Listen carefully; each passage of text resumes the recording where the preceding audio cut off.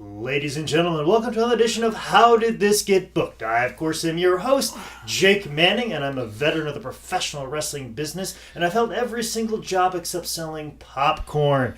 And I'm joined, as always, solely by my tag team partner, my friend, my Renfest going buddy, Zane Riley. Zane, how are you doing today? Fantastic, Jake. I got up this morning to watch this, and I was going to watch it at the gym, and then while I was watching it, I decided to leave the gym and go get drunk, and so here I am. Okay. Well, Ric Flair does that to you. He does that, and I'll explain. I'll get into a little story after we introduce exactly what we're watching. We are discussing the 30 for 30 Nature Boy, which was just released last night. Normally, this is the first time we're doing something in an extremely timely fashion. We were probably like a week late on Glow. Yeah. We were a couple weeks late on the 30 for 30 on This XFL. Is XFL. But we're going to do this in a timely fashion. We're making this a regular episode. It's you and me. Mm-hmm. We're doing it together. Since it is a movie, it is pro wrestling and pop culture. I feel like those instances, you and I can sit down on a microphone and discuss things. Yeah, and we're running out of guests. Yeah, the Charlotte comedy scene is not the New York comedy scene or Chicago comedy scene, and everybody has to work. So we're bums. We set our own schedule. Yeah, we do much like Ric Flair does. Oh yeah, brother, he set his schedule far too far. Which you say how Ric Flair has an effect on you. There was a time that High Spots, my company that I work for, spent a lot of time working with Rick. And so there's going to be a lot of instances that I'll be bringing up throughout this episode. But one thing that he did for me in 2009, which I feel like was my peak at wrestling ability and wrestling knowledge, like I could go in there and do anything with anybody at any moment in time. I think that was the best I was ever at my career, which actually was the worst time ever for independent wrestlers.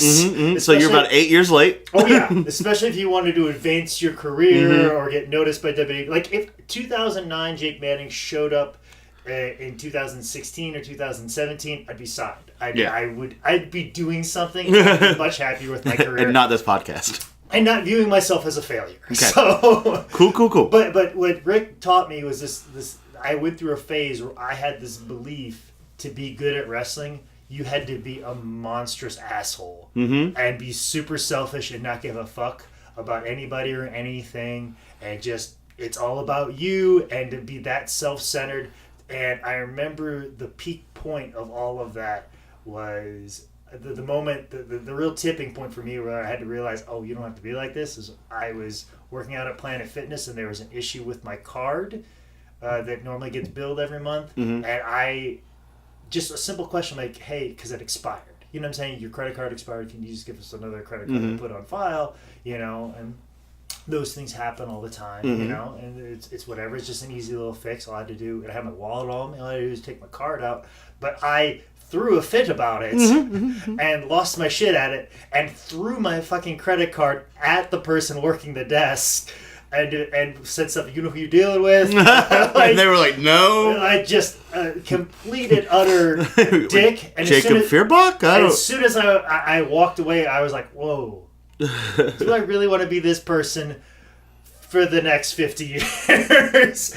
Rick obviously answered that question with an emphatic yes. So I will be this person forever. And has been, and really didn't get to discuss too much on this documentary, but I'll bring up some points where I took some umbrage with how this was portrayed and stuff like that. But like I said, we were discussing the 30 for 30 Nature Boy, which aired on ESPN last night, November 7th, 2017. Rory Karff was the director. I kind of met him personally because he showed up to the office at High Spots to record some interviews. All the interviews were not put in the documentary. Not used. But we were credited in the documentary as highsports.com, the wrestling school in Charlotte. So everybody that showed up to interview that day was credited on the back half, but not used. So that means that this is going to be probably in Blu-ray or DVD form, maybe sometime soon, and then shortly after that it'll be on some super indie Good Brothers gimmick table. Shows. So, and probably on like some torrent wrestling site now. Yeah, there'll be bootleg version. People will be selling bootleg versions of this at Pageland, South Carolina, or Chester or someplace. 5 Street's already doing it. $10, $15. Yeah, somebody's probably already doing it. Probably somebody took it off the DVR, and they're going to be selling it as a DVD format. So get that at CZW coming up here shortly. Yeah, or wherever Good Brother gimmick tables are located. Documentary starts off with a clip from Sally Jesse Raphael, which they kind of intersperse this throughout, and kind of Sally Jesse Raphael, kind of a bitch. A little bit. And she's wearing a fucking windbreaker. Because a windbreaker. Because he's a pro wrestler. And he's wearing a goddamn suit! That's the thing. I think they were expecting him to come out in robe. I guarantee the setup for that thing is they're like, oh, you're going to wear your robe with your tights? And he's like, no, I'm not fucking doing that. It's fucking 1 o'clock in the afternoon. No, I'm not going to I don't want to fuck any of these women. No. No, I still have to go drink before getting the ring. I only had 6 beers on the way here. I've got like 4 more to go. And I've only masturbated once today, so I gotta masturbate one more time before I go bang all these women. Gotta get ready. But in the beginning, he says a line where he said he sacrificed everything for wrestling. And I'm like, true. You absolutely did. And in the long intro montage, real ominous headstone, Richard Reed Flair, which, you think Ric Flair, you think that's they use that, but no, that's like Reed's headstone, and that's very ominous on where we get to for this whole documentary. Bookends it almost. Yeah, and in the discussion for this documentary, and I was just talking about this literally 30 minutes ago with Mike Lee, who works at High Spots. The director talked about how this was 2 different interviews. And so the first interview, he was very standoffish. And then the second interview, he said he was much more open. Now, with this documentary, people were compensated for their times, much like a lot of documentaries that are done by High Spots and other companies. Like, hell, here's some money for your time. Yeah. ESPN, something like this, they're not going to do that because also their budget's very thin because they got to spend it on professional people, like spending an entire day at High Spots filming stuff that you're not going to use. That costs money. Okay, yeah. So you're not going to kick that to the talent. Yeah. But Rick doesn't do anything for free. So I imagine the reason why the first interview was not as good is somebody from WWE said, you're going to do this interview, and Rick said, how much am I going to get for it? And they said nothing, and Rick's like, oh, fuck off. Yeah. You're going to get yes, no answers. Yep. And then the director probably said, hey, Rick didn't give me a whole lot. Somebody saw the footage, instructed Rick, you need to be a little bit more open, and Rick's like, okay. Now how much money am I getting? All right, this ambassador fee. Okay, so you're telling me this ambassador fee includes stuff like this. All right, I'll talk into a microphone about this 30 for 30 that portrays my life. I'll do a good job on that. I won't phone it in. Even though this is going to be the thing that people see and defines me for the rest of my life for the common world. And this is a good thing for me and a good thing for wrestling. And I was say, it opens up wrestling to an entire demographic that probably doesn't really give a shit about wrestling. Yeah, there's a lot of people that are a fan of the 30 for 30s. Everybody loves all the 30 for 30s. So there's probably people that watch all of them. Especially me, I'll just pop on one and I don't know if I would really to expect. There's a couple of the ones on soccer they did. I was like, I don't know. I'm not a big, soccer fan or football.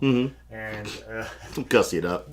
Queer. And I saw them oh, this is really good.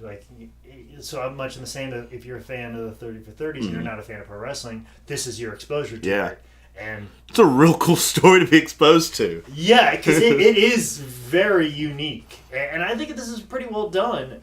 It does move at a fast pace. Yes, it moves at a very fast click, so which we're going to try to do that with this. Oh, there's 50 fucking years they had to cover. Yeah, and I feel like there's a couple of instances in WCW, they nail some stuff with some lines like the whole Jim Herd thing, contract this, walk out. We don't need to hear necessarily the drama with the belt necessarily, but I felt there should have been more of a discussion of how used he was necessarily in the late 90s in WCW. Anytime they needed to plug him in, they're like, hey, we need a really great promo. Yeah. Let's put Rick in there. You need somebody, Disco Inferno to have a good match with. To give a good backdrop to somebody. Yeah. Let's throw him in here. And he was really used run into the ground. It's when it comes time for let's give Ultimate Warrior these millions of dollars to come in, or let's pay Laney Poffo to not do anything on TV, or let's give Rick Martel a bunch of money to just do like a 6-month run,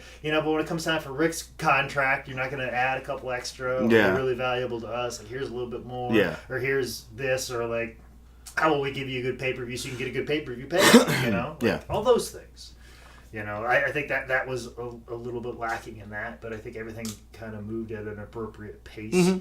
Moved quite a lot. Didn't dwindle on things that the normal man wouldn't give a shit about that maybe we would. But. They came back to the drinking a lot. They came back to Which, I mean, if you can get drunk and fuck women as a profession, then of course every random person is going to want to watch that. Listen, as a 36-year-old man, if I have a couple beers, this dick ain't working. Yeah, right? So God bless him for still doing that into his 50s. Yeah. Brother.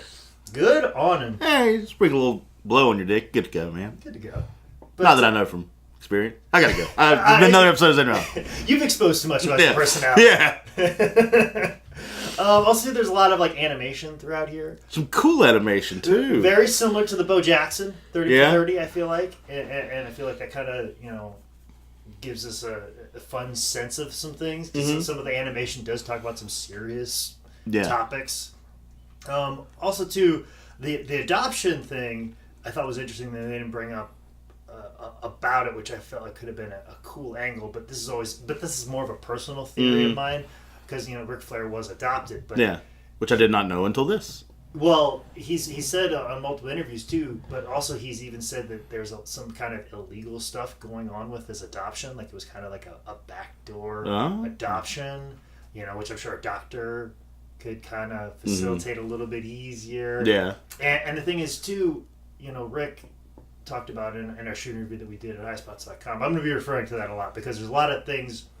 I felt like he said stories better on that than on this. And I felt like there was a lot more detail. But, sometimes the thing with Rick, and especially these older wrestlers sometimes, is they're like, you put them in front of a camera and you tell them to tell us a story. And especially if they've been paid for it, I'm like, I'll give you a story. Yeah. They'll add a couple extra details to it. But in Rick's shooter interview, he referred to his adoption being kind of illegal. And then he talked about how his wife at the time was saying that, hey, you really need to figure out who your parents are just because of a general health history. Like history of cancer, autism, all these other things. And I've always had this theory about Ric Flair's real parents. And it's kind of a funny theory, but it's also kind of a scary one. What if his parents were bank robbers, or someone of a nature of or bootleggers, or a family that's a bit on the run? Yeah, and that would kind of explain his personality of not really fitting into normalcy. Yeah, so because it's more that issue is like, is it genetics? Is it environment?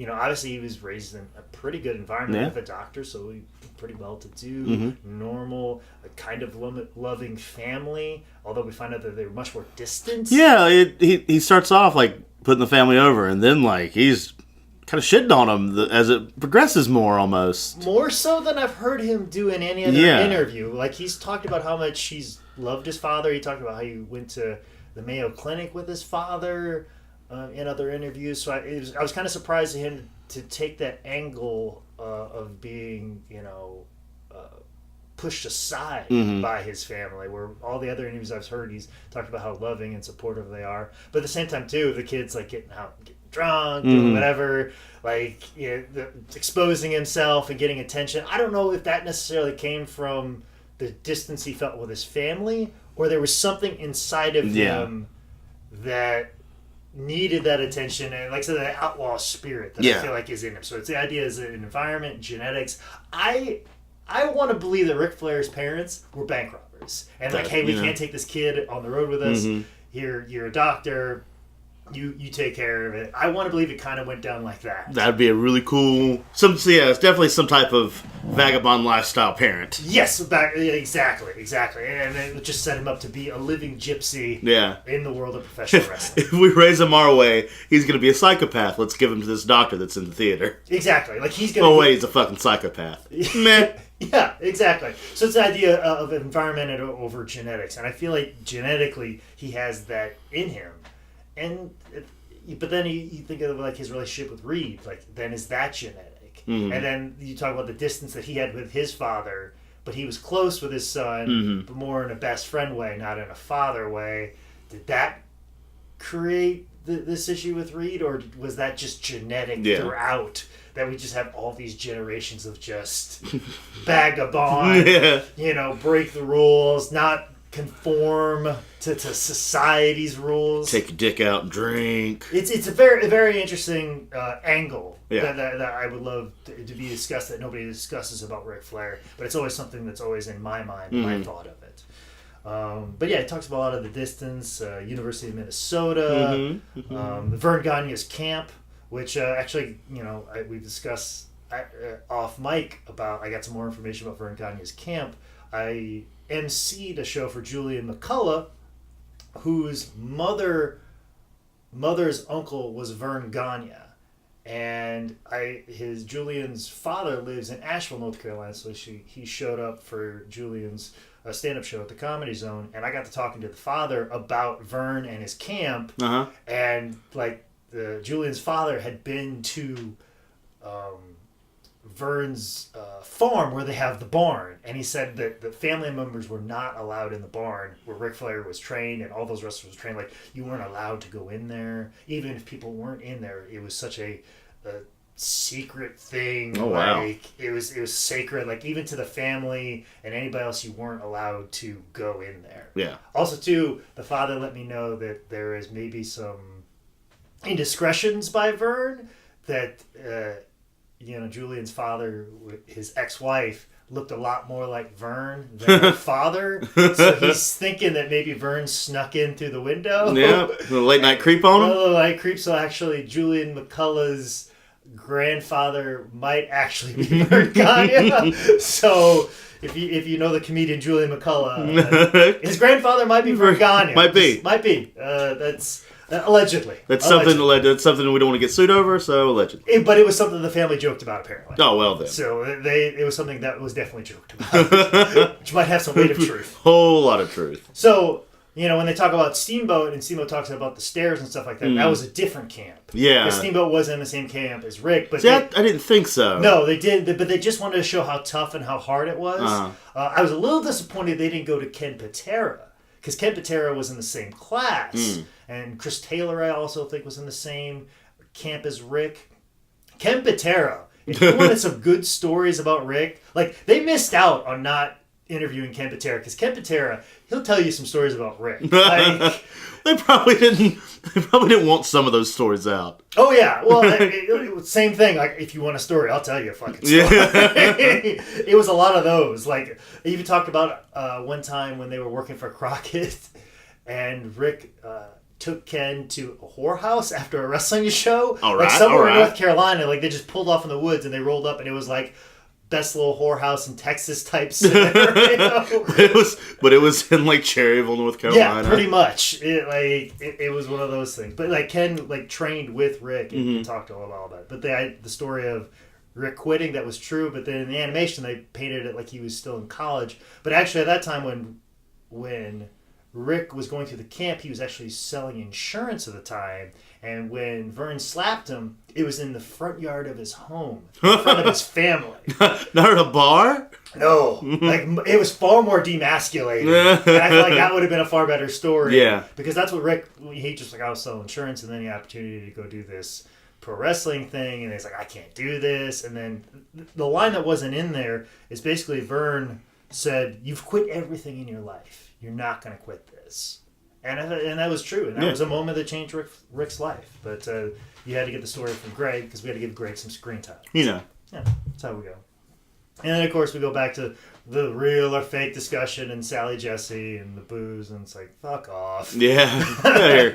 You tired-ass bastard. And then we jump right to the plane crash. Yeah. Which is most certainly a formidable thing in his life, but something that I don't think was ever discussed, especially in this documentary, and I think it's very important to not glaze over, is that plane crash is, think about a near-death experience, how your life changes. Yeah. And he's doing the thing that he's always loved. He's wrestling, but he's not a top guy, and it's taken away from you, and your life is almost taken away from you. And I feel like as much as the incident with Vern Gagne not letting him quit on something, I feel like the plane crash was the thing that really formed him and who he was and his ability to go out there and just do all kinds of stuff, because it's like, I might not live another day. Yeah. I've never heard him verbalize that the plane crash taught him, hey, I could die in any minute. I'm supposed to be dead. Because people died in that plane crash. Yeah. And they died around him. Like, that should warp you enough to go, hey, I need to live life to the fullest. But he's always played it off, I just wanted to have a good time because I was working hard. No, you have PTSD or some psychological damage that you feel like you could die at any day, so you want to live life to the max. And you just happen to fucking survive as long as you have. That's what the crazy part is. And nobody's really ever delved into it except for the psychologist who basically laid on the couch after Rick told him his life. Yeah. Like, jerk off twice, get real drunk all the time, then fuck. Yeah, like, so what? I jerk off twice. I've been home alone for a couple days. Yeah. And we're on the downside. There's nothing good on TV. Yeah. So. Like, it's definitely, there's nothing else to do the rest of the day. Yeah. That shit is just for show after 2 times. Also, too, in our shooter interview, he talked about the plane crash. He talked about an EMT that rolled up to him, and the first thing he said to him was like, hey, there's something in my shave kit that I got from a different girl. Please get it and hide it from my wife. Which is a little nugget that, just in case they didn't have time to put in this documentary, but I feel like I should put that out there because he put it out there. Yeah. Because this is going to be very much a history lesson. Of course, this is where we're getting the birth of the Nature Boy. We get like some of the old like Les Thatcher, Jim Cornette tapes from like the old Crockett, like classic wrestling tapes that High Spots have sold for years. Old Mid-Atlantic house show footage that's been out and about. But talk about getting a limousine. And I remember in his WWE DVD set, he talked about getting a limousine, and he paid somebody to just drive it around who wasn't a limo driver. Yeah. And I remember hearing that, and this was like pretty close to during my peak around Ric Flair, being in my life. And so you bought a limo? No, I was pissed off because I was like, motherfucker, I gotta bring a ring to these fucking shows and still wrestle a fucking hour. You know what I'm saying? Like, I wish I could just take a nap. No wonder why you can wrestle a fucking hour. You slept all the way to Norfolk. I say that shit to Cedric all the time. Like, no wonder we have great fucking matches. You've been asleep in the back the whole fucking time. Well, I drove us to Poughkeepsie, New York. Fuck off. If I got some sleep in the back, I might want to do a flip or two. I might be 205 live, god damn it. Oh, shit. And they talk about being a disease, but I know I'm moving right along. Is there anything you want to jump in on? No. Your stories are good. I remember he didn't have the money when he bought the limo, right? Like he was like they paid him to be like established and making all the money, and then bought a limo. But he bought the limo before he could actually afford the limo. Yeah, it was a fake it till you make it situation. And he just happened to make it. Like he used all of his money to buy suits in the limo, and then paid that dude to drive him so he would look the part. Yeah, and that's the thing you talk about too, is that the idea of giving off that perception, especially because we're in a much smaller area. If you roll up to Spartanburg in a Corsica and you talk about how you make all this money, people saw you pull in on a Corsica, so they're not going to buy it. But if you pull in on a limo, because even now today, people if I have a hard time finding the building, I just drive around to town and look for a building where like people wearing a duster are waiting outside. Oh, that's where the wrestling is. That's got to be there. That's where the wrestling is. And so I imagine in the early days, even lines around the block, and you see somebody pull up on a Corsica and talk about they're worth $1 million, you don't buy it. But if they roll up in a limo, Flair roll up in a limo, then you want to get there early for the show just to see him roll pull up. Yeah. So it is very much because at the time, that's how you get your character over. So your performance isn't even curtain to curtain. Your performance is driveway to driveway. Yeah. It's like those old stories in WWF where $1 Million Man was given spending money, and he was told, when you go into a restaurant, go in and buy everybody around, tip very well, give this appearance that you are you have millions of dollars. Millions of dollars, and it means nothing to you, and kind of act like an asshole. And also, too, he was drove around in a limo, and Ted DiBiase said that he got a lot of heat from the boys. Like, you're fucking driving around in a limo. Well, we're crammed forward to a car. Who the fuck are you? But he's like, I gotta do this because that's what the office told me to do. They got me the limo so I can give this impression. Yeah. Because they want to give that impression to the people in Allentown. The impression to people in Poughkeepsie that I am really the $1 million man, because that's that time in the 80s, people, that's what they saw. That wasn't so much, that's how you got them to believe in the validity of what was going on in the ring, is that they saw outside of the ring, outside of the arena, that's how that guy acts. So that's just one of those things. But Cornette bring up a good point. Cornette, wrestling personality, as he's labeled. As opposed to a guy who bitches about shit on Twitter. Drive-through line drunk. Something like that. Yeah. But, he talked about building an act. And it's very true. That's I think they nailed that bestly for pro wrestlers, how you nail down an act. And then you get into his first world title thing, and then they just randomly put over the WWF. Just for fun. Just for fun. Like, just remember who got us here, guys. Yeah, let's just remember that. Then they talk about the Four Horsemen, just how big of a deal that was, and they talk about like Flair's like swag in a sense, and how like you see all these people in pop culture referencing it. Snoop Dogg, and then all the Snoop Dogg's like, he's one of us. Yeah, like, a real big player in the African American community. Holy shit! Yeah, really? You guys ever met him? You ever talked to old Richard? He's one of us, because creditors call him all the time. Yeah, because he gets his shit took too. Yeah, exactly.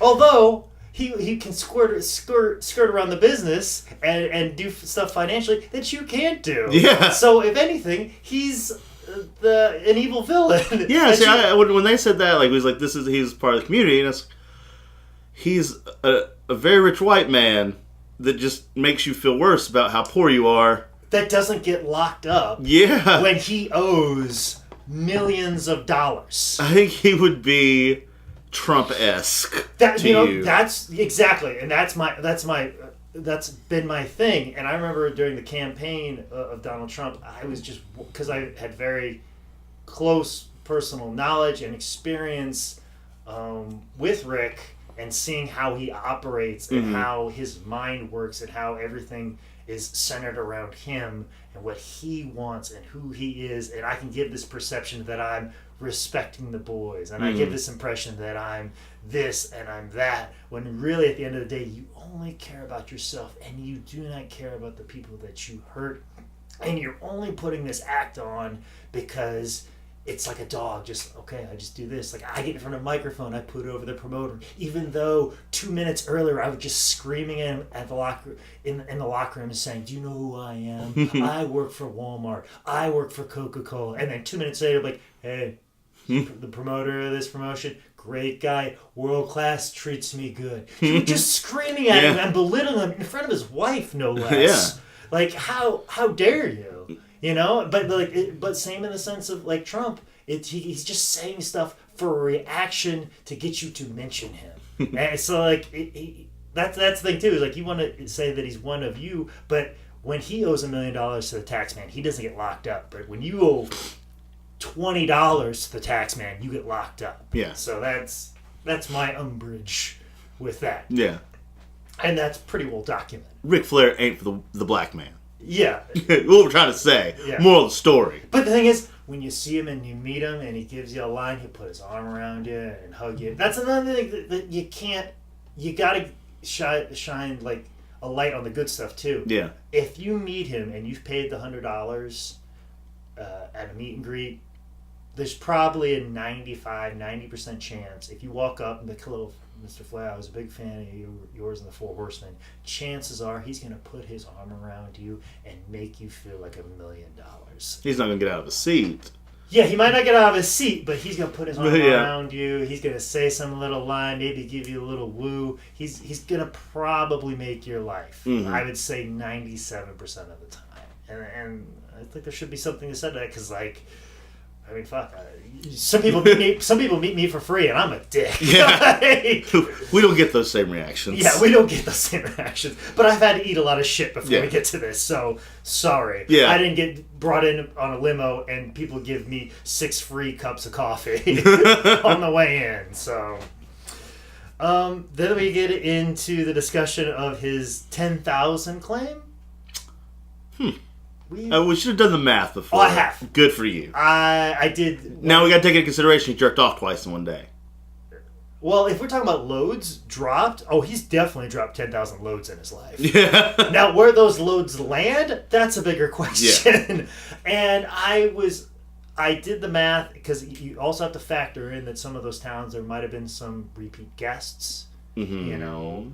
But you also have to take in consideration there might have been 2-3 girls at a time. But, of course, there has to be. But the idea of servicing, and did he break the plane?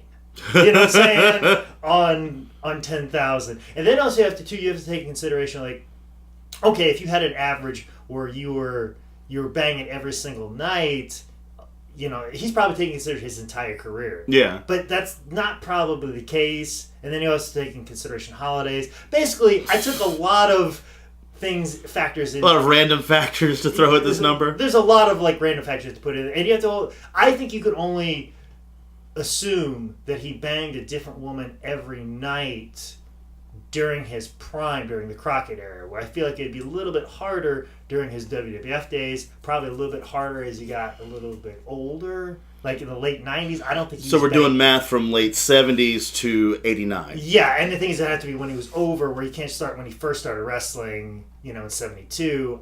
I placed it between the years, I believe, of shortly after the plane crash to 88, I believe. 88 or 90 was where I rounded off. And with using that factor, looking in that time, and taking consideration holidays, taking consideration of travel even too. But then also you know, I feel like if there was multiple partners during some of this time, it would lead to basically what I think it lands more in the 3,000 range, or 4,000 might be a little bit much of a stretch, but I feel like 3,000 is distinctly possible. Okay. You know, but also too the issue of breaking the plane. Now, did you do the reverse number where if he actually had sex with 10,000 people, how many people per day he would have had to have sex? He would have had sex every single day, I think, for his entire career. I think that's what he's looking at. Like, I was in wrestling for this amount of years, and I fucked somebody every single day. Yeah. You know, or he's like, and then I had a couple multiple ones. I think he feels like he's being generous with 10,000, where I feel like 3,000 is a little bit more of an accurate number, and 5,000 would be a generous number. All right, well, there's 10,000 of you listening. You all fuck Ric Flair. Please let us know. Please tweet and write a review. Right. Good or bad, just let us know how off we were. We don't care. We got a new one we got to mention. We'll talk about you at the end. We'll talk about you for sure. Animal wearing his face paint. I was thinking how fucking weird that. I was just a minute ago thinking, what the fuck is Animal in his face paint? You know what? You say it was weird. A lot of people said it was awesome. Sure. Cool. Yeah. But back to the Ric Flair sex thing. I feel I should tell this story because I was the only one who was witness to this. You watched him have sex? No. Other than him, his then wife at the time, Jackie, and his daughter, Ashley, I was the only other witness to this story of Ric Flair. He was at our office, I believe. There might have been, we were training, Reed at the time, and training session had wrapped, walking out the door, and if anyone who's been in the High Spots office, there's just stuff strewn about. And there just happened to be a picture of Ric Flair and Arn Anderson sitting on a table, just right there in the training school for whatever reason. It was just sitting there because we were shuffling through something, and they were just sitting out. And Rick walked by the picture, stopped, looked at the picture, looked up at his wife at the time, Jackie, and looked at his daughter, Ashley, Charlotte Flair. No, you've heard of her. Looked down at the picture, looked back up at his wife and his daughter, and said, "See those guys right there? They used to get a lot of pussy." Yep. Yep. Can't wait to tell my kids that. See those two guys right there? That's Zane and Jake Manning. Never got a lot of pussy. They're too busy keeping the wrestling world floating to get pussy. I was blown away that you would say that to your wife and your daughter. Did you, look around to see if, is there a camera? What's going on? That man is shameless. Of course. Shameless. A little Frank Gallagher for you. Yes. But, speaking of kids, I felt the pain in David's voice and Megan, also, but David, I know David feels a lot of complex feelings about his father. Whole range of emotions. Yes, because he was from that first marriage. Yes. He's basically left behind, I think, in a sense, where there's not a lot of photos of and videos of, Rick getting overexcited at David winning anything amateur wrestling contests and giving him hugs and kisses and telling him how much you love him, where there's a lot of photos and pictures of Reed. There's a whole segment about it. And Ashley, so that exists. And we see a lot of good home videos. Mm-hmm. Reed's baptism, home videos of Ashley. But, Rick talks about how he was a bad father. He said he was never home from 72 to 99. At least he admitted it. At least he wasn't But that's what you got to say about him. You got to shine a light on the good as well as the bad. Yeah, because that was the funny thing about when we worked at High Spots and he was going through all this stuff. He never not admitted, yeah, I fucked up. Yeah. That's always been his MO. He'll own up to everything. He'll own up yeah, I owe you money. Mm-hmm. Yeah, I will. What are you gonna do about it? He might deny it until you put him in front of a court of law, and then he's like, yeah, I did it. Because that was the whole thing with the loss that we had with him. We had no real proof of what he said, but then in a deposition he's like, yeah, I owed them the money. Signed the deposition, now we have a legal form. Who's done? Now we have proof. Yeah, now we have proof. We don't have money, but we have proof. Exactly. So that's all we needed out of the deposition, which, gosh, if there was anything, of all the things that are out there in the world, all the promos, the interviews, podcasts, everything else, that deposition, that's definitely something to see, because it made me sick to my stomach, but I think I would look back on it now and laugh because of just how absurd it was. So, yeah, that's all you can say about Rick. No Ricker. That he was a fully functional alcoholic, which insanely functional. Exactly. I get all that, and also too, you got to think of that with everything with CTE and concussions on top, and how that makes you spontaneous. Mm-hmm. That's one of the things they talk about CTE is that certain rush of I gotta go do something now, Yeah. And when you multiply that with a certain feeling that you're gonna die every single day in an airplane, you multiply that and quantify that. That's how you create this person. But the fact that he was able to survive long periods of time and not die of alcoholism very early, him just having good genetics. Yeah. And maybe taking care of his body. Because there's one thing, Rick does still work out. It's not a hard work. They put him out, they posted that video of him not too long ago, deadlifting 400, 500 pounds. Rick working out, that's the thing with Rick's workout. He'll just do a couple things, get the blood moving. So he's not hanging and banging too much. No. He's not doing the deadlift 400 pounds every day. No. And he's not working up to going to I'm trying to get some gains. He probably just one pull and he's all right, well, I'm done. Yeah, he probably works out with 200 and then it's one day he's all right, I do 20 reps of this. I'll just do the 400 one once. Why not? It's math. Yeah, he doesn't. He probably works out like I do, where it's I just do it enough to keep the blood moving and just keep my body loose and moving and keeping it going. Yeah, and I think that's one thing I've taken from him is just the constant of you don't have to kill yourself in the weight room and be oh, I got gains this week, bro. Mm-hmm. No, just work out to have some muscle mass so you look good. Yeah, and put some oxygen in your muscles to work out so you have that when you wrestle, because that's the idea is that where it's a total body movement is for wrestling. That's why just doing cardio doesn't get it done. Yeah, You know, you're picking up, you're moving people, you're moving arm around, you're running around with your legs, you're putting oxygen in your muscles. So, you know, you got to do that when you lift. You know, high reps. And not kill yourself every day because you want to do it multiple times, much like pro wrestling. So I think that's probably the thing that got him to hang on as long as he did. Yeah. They feature his matches with Sting, Steamboat, more animation, which I just found out. I just remembered that the director is also the same director for the Bo Jackson. So that would be why that way we get art is the same. Exactly. And then Jim Ross told a really sad story about him going to the bar. There was only 10 people in the bar. Yeah, he bought 167 kamikazes. Just to make it a party. And Ross was like, why can't we just have a couple beers and have some, just be friends and just talk?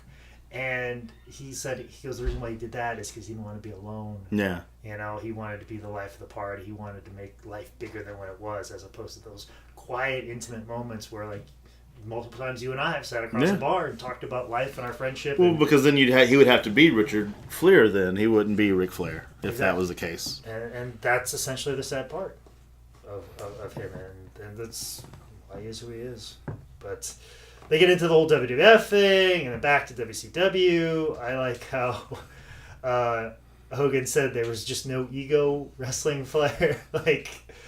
Maybe because his was so large that it didn't register on an ego level. Yeah, there's a couple lines that Hogan says I'm like, really, Hulkster? How much did they pay you for that? Yeah. They talked about the back to WCW, which I mentioned earlier. They showed and that's where they kind of mentioned that line of, if you ever needed a hot spot, get Flair on there. Yeah, exactly. And that's who that guy was. And then they talk about him going back to WWF. They showed a clip of, I believe, 2007, him wrestling Triple H. I know that's in Greensboro because I was backstage for that match. Oh. That was during the retirement thing. I was doing Extra Talent then, so I was in attendance in that building backstage for that match. And they talk about his retirements and how special it was. Is that where you strong-armed Batista? I don't think I did anything that night. It might have been the night prior, or because the one where I strong-armed Batista, I believe that was Norfolk. Okay. That was also the night I almost vomited in the ring. Well, I mean, Batista. Because I got so blown up trying to pull apart Batista and John Cena. Solo? Yeah. Well, I picked Batista straight up off the ground by myself. He jumps. As soon as he realized that it was one person that lifted him up and not three, he immediately elbowed me in the back of the head. And as he should. Because he's Dax the Destroyer. Yeah, of course. Nothing gets over his head. He's too fast. And he's kind of a Bond villain, you know? Sort of, a little bit, yeah. A little bit, yeah. Knew he needed the money, and they talk about paying taxes, which I've mentioned before. I've also mentioned this before, but maybe not on a podcast. When Ric Flair got his lottery ticket in North Carolina, he actually owed the North Carolina State Tax Commission, State Treasury, 6 figures. Oh, good for him. And they were negotiating what they were going to pay him for his likeness on this lottery ticket, and they were like, because it's the same pot, the Treasury, North Carolina Treasury. Yeah, and that's the same people that will pay out for lottery winnings and that are allocated to make the lottery. And they went to Rick and they're like, hey, we see that you owe X amount of dollars. How about we just take that off of what we owe you and we get you this ticket and your tax troubles are clear. Rick looked right at him and said, fuck off. No. I want my money. I want my money. North Carolina went ahead and paid him. Jesus fucking Christ. Even though he had a bill. I mean, imagine walking into any business, owing them money, and they're like, hey, we need to pay you for your likeness for an advertisement, and him going, no, fuck you, give me the money, and they just try and give him the money. Oh, okay, cool. That's not how the real world works. That's what North Carolina state government did. So you talk about wasting tax dollars when they didn't get anything in return. You wouldn't do that with Lil Wayne. You wouldn't do that with Snoop Dogg. Sure wouldn't. So he's not your man, Snoop. That's not your man. Don't hit your horse's blinged out wagon. Yeah, but because they were such marks, they paid it anyways. Those sons of bitches. Now, they did redo the ticket again. They might have took a little bit off and gave him a little bit more or whatever deal. But I do know he owed a considerable amount of money. And I said, how do we take this off this bill? And he said, no, then fuck it. You can't do a ticket then. That's fucked up. Yeah, no kidding. Chael Sonnen made an appearance. Talking about to be the man, you got to beat the man. And he said, that's great. It resonates. But what is a man? And that really turns the whole tone of the rest of this documentary. And now we get real dark. We got super dark. We got into the whole story with Reed.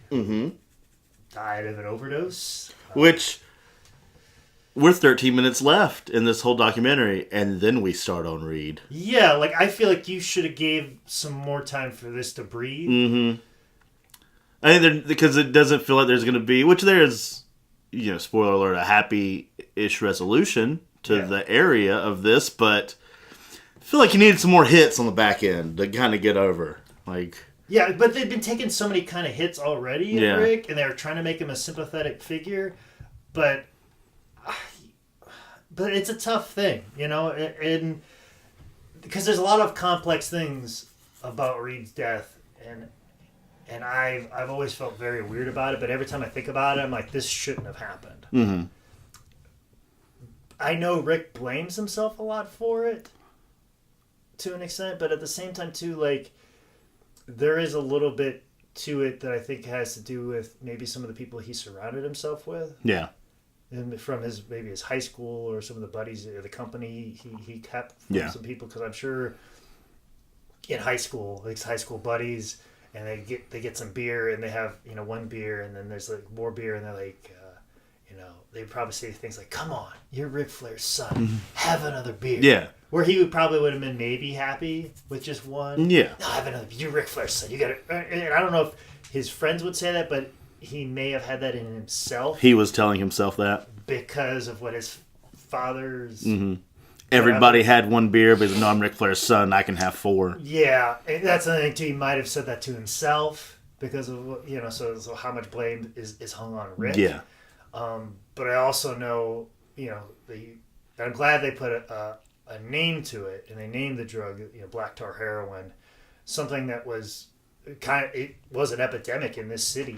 Was black tar heroin, and nobody likes to talk about that. Yeah. Nobody in all the elections that I've paid attention to, and the city councilman runs, nobody talks about that we had an epidemic of black tar heroin. We were one of a small dozen or so cities where black tar heroin was an epidemic, especially among rich white kids. Yeah. Which you think if anything's gonna get people's attention, rich white kids. Yeah, white kids dying. White kids dying. Shouldn't we fix that? Because we're definitely not doing about poor black people. No, sure aren't. Or just poor people in rural communities dying of opioid addiction. You think rich white kids that would bring attention. This is your flag. This is your flag. This is something that everybody get behind. Nobody did. It just goes to show just the idea of the opioid crisis was the idea of that you get people hooked on pills. And then you take away the pills, and then you sell them the heroin. Yeah. And black tar heroin, very easy to smoke, so it's very digestible. That's why those kids were they couldn't see themselves as a heroin addict because, I'm smoking it. It's not that big a deal. But that was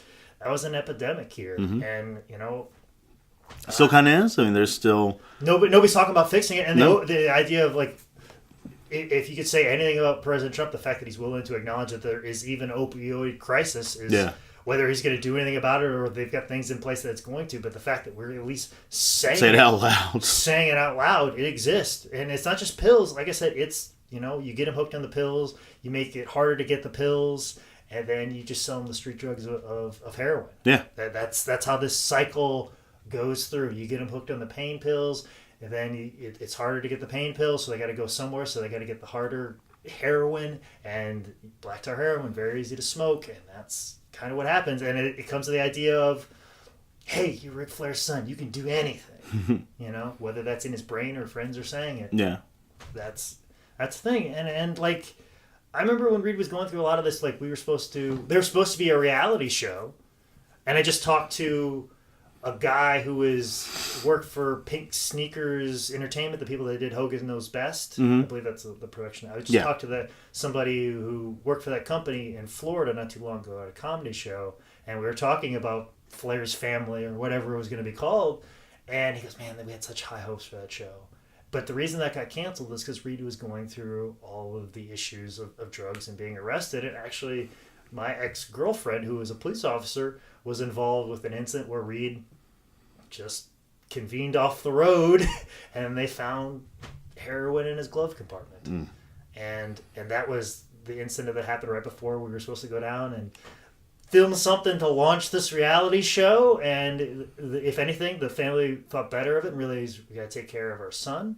But, multiple tours through rehab. And, a lot of people like to pile on Reed a lot, and I always felt very bad because I saw in a smaller extent the kind of pressure of being coming from like a famous family. Like my uncle's a very good shot putter. I did shot putting, so I remember the expectations of that, and I can't imagine the expectations that Reed had to go through. That's why I was very sympathetic to Dylan Eaton and Richie Steamboat, like all those guys, like having lived up to the father's shoes with the expectations of something that was done by a family member. Yeah. And I always, like, hey, Reed, if you want to go hang out, like, you can go hang out, but we're not going to do all your crazy shit. Yeah, we're just going to do Papa Manning shit. If you want to come to, like, Steamers, have a few beers and have a good time, like, I'm down. Yeah. I remember saying that to him, and it almost kind of was, and when he got more and more trouble, I was kind of glad that he didn't take me up on it, but then looking where it all ended up, I kind of wish he did. Yeah. And he knew what his problems were. Like, I remember him telling Ashley, when Ashley started her career, he would say stuff like, oh, you're going to be far more famous than me. And I remember taking Reed to a show, and he helped set up and tear down a ring with me, swept the ring out, and I just remember thinking, and it was like at the peak of like shitting on Reed was cool. Yeah. And I was like, man, I wish people could just see this side of him. Like, there's something good in there. And that's why when he died, it was like, this shit didn't have to happen. Yeah. This could have got turned around. And I don't know what the thing was that could have turned it around. And that's why when hearing the 911 call, like, it just really was disturbing. Yeah. So, and it's one of those things. But like I said, it launched Charlotte's career, and maybe got Rick to think about things, but I don't know. I don't know what his psychology is. I think I don't know if he wants those personal moments. Yeah. And he said he drank more because of it, but I don't know if I buy that. I think he was drinking just as much. Yeah. I think he was drinking enough as it. I don't think he could drink anymore. That's basically what I'm saying. Because we did the math, and per ounces per time awake, it was just not possible to get even more in. Yeah. So, but yeah. Yeah. So this area, I think, if you wanted to make this a cautionary tale, but I don't think they wanted to make this a cautionary tale, in a sense. And I feel like you could have really, you can spend a little bit more time there on this, because this is heavy stuff. Yeah. But it really put over the fact that, like, he talks about how he paid the ultimate price for wrestling. Yeah. And it kind of just shows any normal person, like, if you have a passion, there is a price to pay. Are you willing to pay what this man paid? Because here's an hour and a half of what he fucking paid. Yeah, and I don't know if that question was as clear, or maybe I was looking at this too clinically and I didn't see it. So it's interesting to see what the common person sees of this. And also, too, I mean, WWE... I was very curious how WWE was going to handle this story, especially when I got the idea that they were going to bring up all the stuff about Reed and him being the father that he was. Yeah. Because you don't want to paint... If this is a common person's exposure to professional wrestling, and it's of their limited exposure to professional wrestling, like, how are they going to see professional wrestlers? Like, how many like common people, when I say that I'm a pro wrestler now, be like, oh, you drink 10 beers a day and jerk off twice. Yeah. And I'd be like, well, I want to do half of that. I jerk off twice. I don't drink it. I haven't stopped drinking. But like how has that changed the perception of who we are? And you don't want to give it such a negative light, because it gives a negative light on pro wrestling. And as shitty as this sounds, when he was in a coma, there was a small part of me that kind of wished, I'm like, all right, well, I hope he kind of goes off peacefully. Yeah. Because I feel like he's at a good place at large right now. Mm-hmm. Like, there's not any big controversies right now. Mm-hmm. I mean, he no-showed a show slightly before this. Yeah. So there's that, but that didn't get too much of attention. Mm-hmm. But, like, at large, there's not, like, a DUI. Yeah, he wouldn't go out on a negative note. Yeah, it wasn't going to, like, he could have just kind of slipped off, and we could hold him up as that statue of Harvey Dent sitting in Gotham City, as hold him as the hero that we, need at this time, and not the one that we deserve, or reverse of that. Yes. He can kind of be that and happy with it, but then, like, him coming back, it concerns me, is you already had 2 near-death experiences, the big crash and burn. Mm-hmm. What is that going to be like? Yeah. And I hope it doesn't happen. Of course. And I'm scared for that. Of course. Because to me, if Ric Flair's legacy ends like a Chris Benoit type thing, like, imagine the damage that Chris Benoit caused. Yeah. He did just as much good as he did bad. I mean, the fact that we have wellness tests and people are drug tested, and we're now starting to discuss concussions a little bit more. Like, that did a lot of good, but I tell you, it made wrestling radioactive for several years, and Ric Flair could have that same effect even now. Mm-hmm. It all depends on the choices he makes in the end of his career, where I feel like I was wondering how they were going to handle this particular documentary, because you want to keep it positive. So that's, and I gotta love Triple H, how honest he was. Yeah. Like Triple H is my MVP of this whole documentary. He really is. Yeah. Just, he's like, he's a liar. Mm-hmm. And you have to call him out, because he'll say things that change reality. Mm-hmm. But, when his reality or yours, So, but that's for that. A lot of people were credited that were not in the documentary. Like I said, High Sports Wrestling School, George South, Jim Harbaugh, Hurricane Helms, Magnum TA, Triple H, and Paul Levesque got a credit. Oh, good. Well, I mean, come on. Also, too, Missy Hyatt. Of course. Would fucking love to see her interview for this documentary. Would love to see that. But overall, I feel like it was good.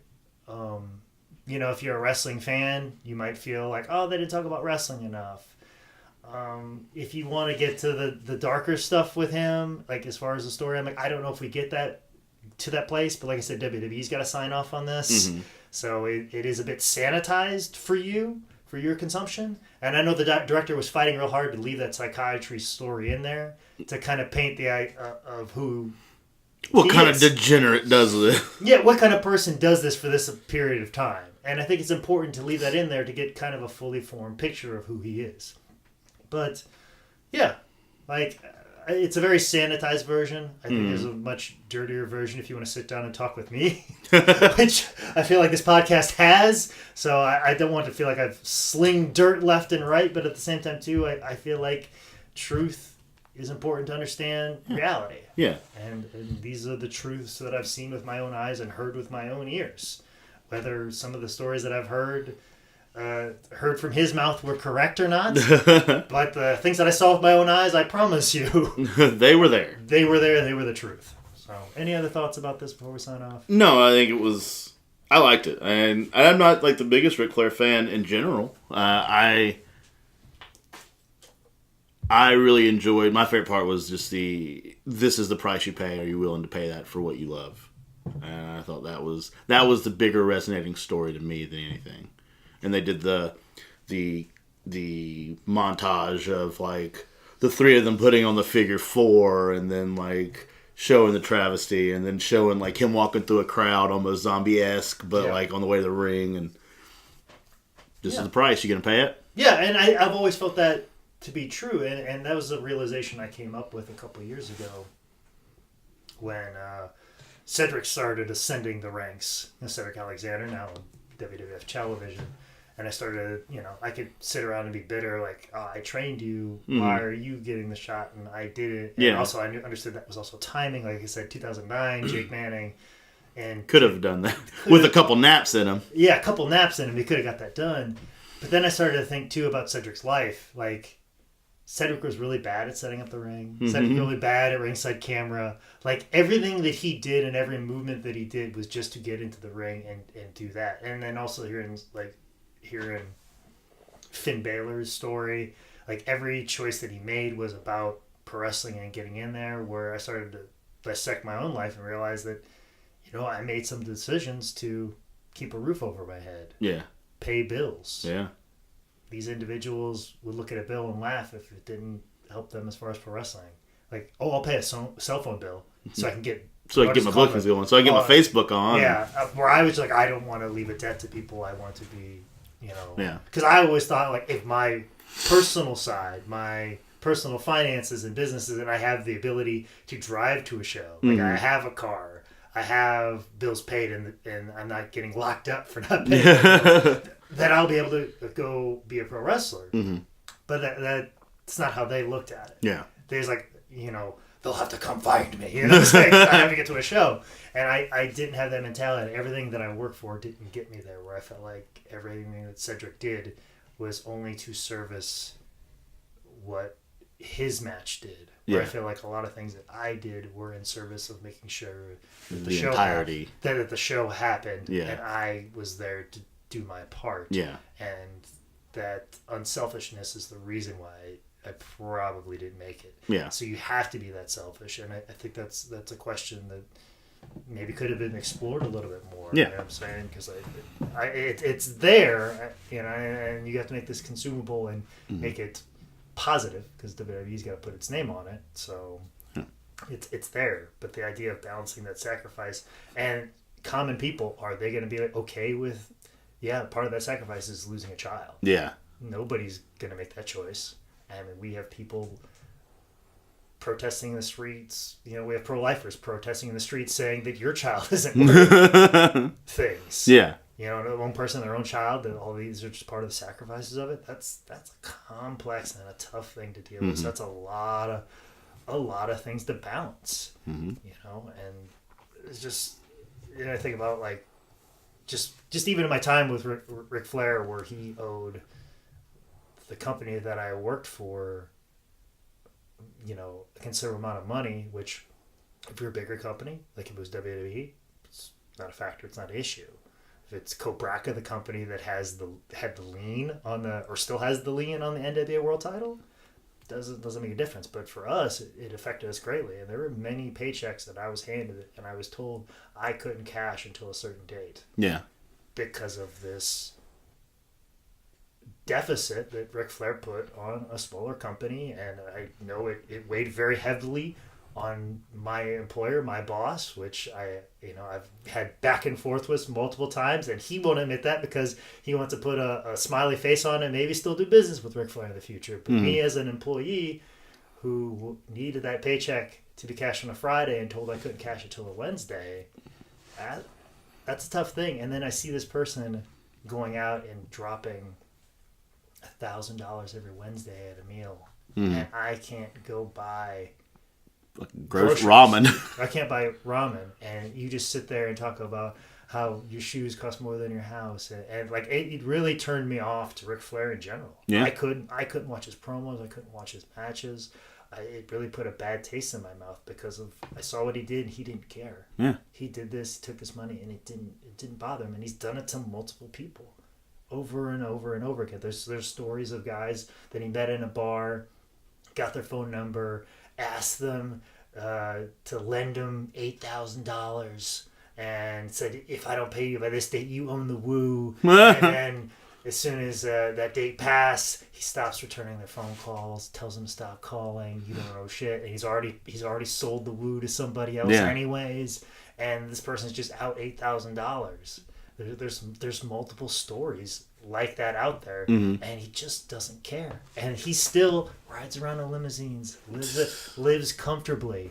Where, like I said, if I don't pay the tax man, I'm out on the street, and that's the thing that bothers me, and that's the thing that disturbs me about the whole thing when I look at him. And those are the things that resonate with me. So it's very hard for me to look at something like this and think about this. And I was kind of hoping that this 30 for 30 would give some resolution to all. I'm like, okay, I kind of forgive and I kind of see in him, but I just see the same old thing. Yeah. I just see somebody that, you saw an hour and a half of what you already knew. Yeah, and I knew even more and even darker stuff. Yeah. And that's why I like Triple H calling him out on being a liar. I would love to see his full interview being that open and honest, but I'd rather see a 30 for 30 on Ric Flair narrated by Triple H. Yeah, I would rather see that because I think that's where you're going to get a better, honest opinion. Yeah. But like I said, I don't wish ill on him, and I don't wish him to do anything bad, and I don't wish him... You feel sorry for somebody that is in that... I don't know if I feel sorry for him. Okay. I definitely... that's where... Feel sorry that this is how you think life is to be led. Yeah. That you're that type of person. Not like, oh, I'm sorry that this happened to you. No, like, I'm sorry that you think this is okay. I don't have pity for you. Yeah. But I feel sorry that you don't get the riches of life, of human contact, and talking to somebody and the connection you can have with people. And bringing absolute and sheer joy to people because you're a good human being as opposed to you being some sort of character. Yeah.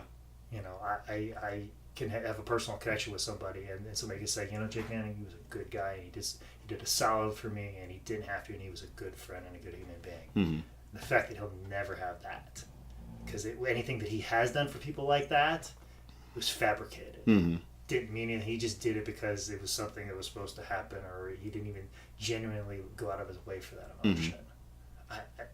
That's the picture to me. If he, that's the thing with like when Trump was doing a thing and people would put up these pictures like, oh, he was nice to a kid and he signed an autograph and he had a little time with this kid. Yeah, because he's not a monster. Yeah. Because that's what human beings do. You see a little kid that's got a little American flag. Hey, buddy, how are you? Because that's what human beings do. But what did Trump think 5 minutes after that? Yeah. Did he think, oh fuck, I gotta get my dick sucked, or fuck, like I need to make a shitload of fucking money? He sure wasn't thinking I've changed this boy's life for the better. Yeah, or 5 minutes later, or not even that self-centered, like of, oh, I changed that boy's life forever. You know what I'm saying? Like, but like the idea of like 5 minutes later, do you think, gosh, I really need to figure out a way how we can get healthcare more affordable for people? Yeah. Was that the thing that he thought of 5 minutes later? Definitely. Or was he thinking like fucking Obama? Or was he thinking that I changed that boy's life for the better because of me and what I did? It's not so much the act that you do; it's what's on your mind 5 minutes after. Where Ric Flair, when he did something nice, he's like, he should respect me and do this. I'm gonna go jerk off. Yeah, or whatever else. Or how can I get what I want? Or I want Sting because he's gonna make me look good. Or whatever those things are.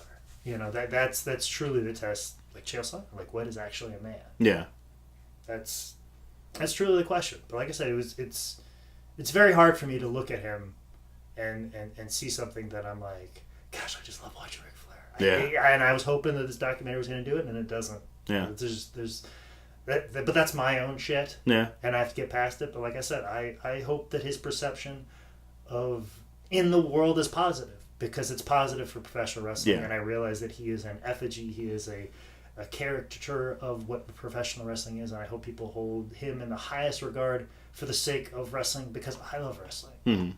And if that's a sacrifice that I have to make and keep that inside of me, and I had to learn very, very soon when people said that their favorite wrestler was Ric Flair to shut up and not say the things that I've been saying for the last hour and a half. Yeah. Because it's like you have your fandom. I will allow you to have your fandom and love him, and I won't tell you about all the shitty things that I saw, and I won't tell you about what I saw. I'll keep that inside. So if I've ruined that for you in this podcast, I'm sorry, but those are the sides of the truth. Welcome to podcast. Yeah. So, but if you were looking for a more fully formed picture of the truth, or how I perceive the things to be the truth, that's my opinion and that's my prerogative. But I truly hope that you have a positive opinion upon him because it's just good professional wrestling, and I'll just keep my opinion inside for the love of professional wrestling. Yeah. So that's all I have to say about that. I know we ran a little bit longer than maybe we were expecting, really, but I had a lot of baggage. I understand, and we got through a lot of it. We brought a lot of it to the surface for everyone to know. If this 30 for 30 didn't make me feel better, but the fact that I got some of this out, yeah, made me feel better. Yeah, that maybe I can come around to looking at Ric Flair promos online and being entertained, and seeing him and not be disgusted, and seeing him and be like, man, good for him, and not shake my head going, what the fuck is wrong with this guy? Yeah. Maybe this does that for me. I don't know. We'll see. The time will tell. Time will tell. But Zane, this is going to come out this Thursday. What do you got coming up that you want people to know about? This weekend I'll be at XWW in Monroe, North Carolina. Coming up, we have WrestleCade. We'll be wrestling the hell out of some Cades. I'll be wrestling Sean Donovan on the Saturday morning show. And then Kikitoro on the Sunday show. Oh, good for you. Good for you. What's happening? Also, WrestleCade with me. I will be at the Cornelius. I thought it was the Lake Norman Comedy Zone, but it's actually a bar in Cornelius. 5401 Sports Bar and Grill. You picking up a shift? Yeah. Well, I am the MC, so I'm technically kind of part of the food and beverage staff because I let people know the show is happening. That's a Saturday, and then of course December 1st. Northeast Wrestling, Waterbury, Connecticut, with the headliner, who? Ric Flair. No. So, maybe. He might be there. Bring that full circle. Then December 2nd, I will be opening up for JJ Jimmy Walker, the comedy stand-up comedian version of Ric Flair. Maybe. I don't know. Haven't seen his 30 for 30 yet. Haven't seen his 30 for 30. Then I'm back up in Bethany, Connecticut for Northeast Wrestling, December 9th. And then just announced I will be performing in February for the North Carolina Comedy Festival up in the Greensboro area, up around the Triad, February 19th through the 24th. Make sure you check that out at NC Comfest on Twitter and Instagram. Will you be performing every day? Multiple days probably. I don't know how they'll work me in. I think because I'm local, I'll be able to come back and jump in last minute. Yeah. So I don't know if it'll be every single day, but I will definitely be doing multiple dates. Good. That February 19th through the 24th. And headliners are Shasir Zameda from Saturday Night Live, Eddie Pepitone, Todd Glass, and Miss Pat. I do like some Todd Glass. He will be fantastic, and I will not be missing that show for sure. But also, too, know who hasn't been missing this show and hasn't missed out on the opportunity to get your name mentioned for reviews. Whom? Is Adam Brockler. I believe I said that right. Brockler. You wrote a very nice review, and at the inside it said Sensei Brock. So, maybe, whatever you want, man. But I told you can say what you want to say, and listen, you said it. You did it. And I think I got your name, Adam Brockler, I believe. Did I say that right? Did you fucking write it? I wrote it. Bockler. Bockler. There's no R. Okay. Unless it's Borkler. I think it's Bockler. Okay, like Nick Bockler. Yeah. Okay. Adam Bockler. Yes. We appreciate you writing a review. And Adam Bockler, we will say your name correctly or incorrectly every week. Let us know. Let us know if we're doing it right. Every week until somebody comes along and writes another review on iTunes. But not just write a review on iTunes. We're also available on Stitcher, YouTube, SoundCloud. Make sure you check out the website, howdidthisgetbooked.com for merch. And if I fuck something up, make sure you tweet me at ManScoutManning. That's kind of what my Twitter's for, is for you to yell at me and tell me when I fuck up. Or tell me I'm an awful person for not liking Ric Flair. Oh, hey, we got to tell them to listen to that podcast we just did. Oh, yes. And Ryan from Digital Men Podcast, we just did a podcast with them. I think it's going to be coming out this Sunday. It was fantastic. We were probably the funniest we've ever been. Yeah. Maybe, and definitely got to be the funniest people he's ever had on there. Oh, for sure. Because he did 54 episodes about fucking the band Rush. Yes. And funniest we've ever been because I didn't have to do a shitload of research. Nope. Like I had to do for this podcast. No, I just had to sit around and be funny. And we did it. Yeah, I just saying, if you ever want to do more research thing, so I can just sit around and be funny. Yeah, I'll be funny. You do the research thing. We got a good dynamic. I don't want to fuck it up, but if I do the research, I get the power chair. So I mean, you got to think about. Oh, I'm not giving up the power chair. Well, then you got to think about what comes with great responsibility. Well. I feel like we've been pretty responsible on this edition of How Did This Get Booked? Woo. That's the best woo you're going to give on the Ric Flair one? Woo! Get the fuck out of here.